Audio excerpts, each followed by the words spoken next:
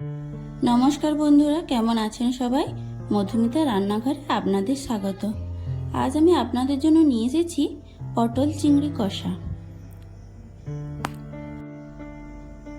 প্রথমে কড়াইতে তেল দিয়ে দেব।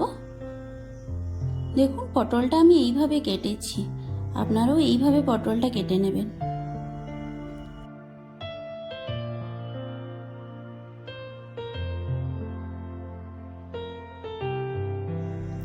তেলটা গরম হয়ে গেলে পটলগুলো দিয়ে দেব।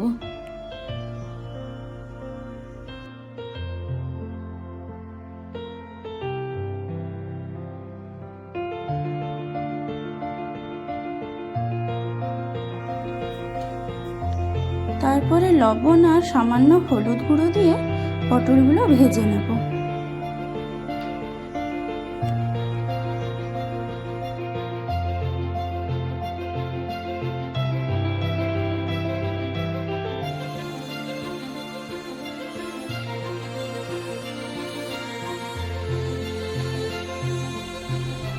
পটলগুলো ভালো করে ভাজা হয়ে গেলে তুলে নেব।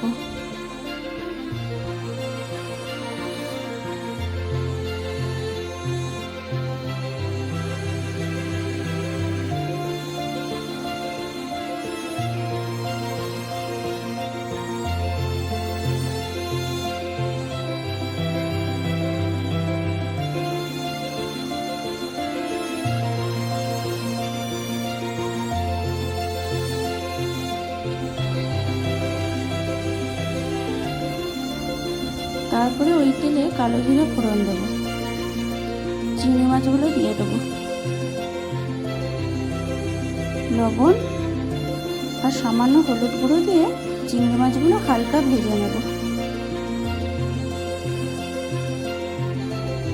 চিংড়ি মাছগুলো হালকা ভাজা হয়ে গেলে আদা, রসুন আর পেঁয়াজ একসঙ্গে পেস্ট করে রেখেছিলাম, সেইটা দিয়ে দেবো।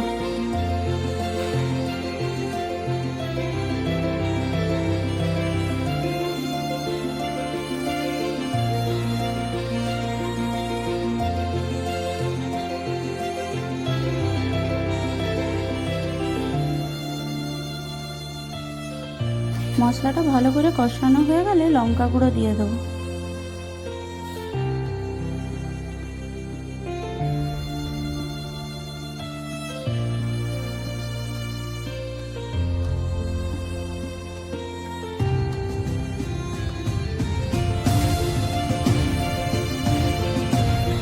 মশলাটা ভালো করে কষানো হয়ে গেলে ভাজা পটলগুলো দিয়ে দেবো।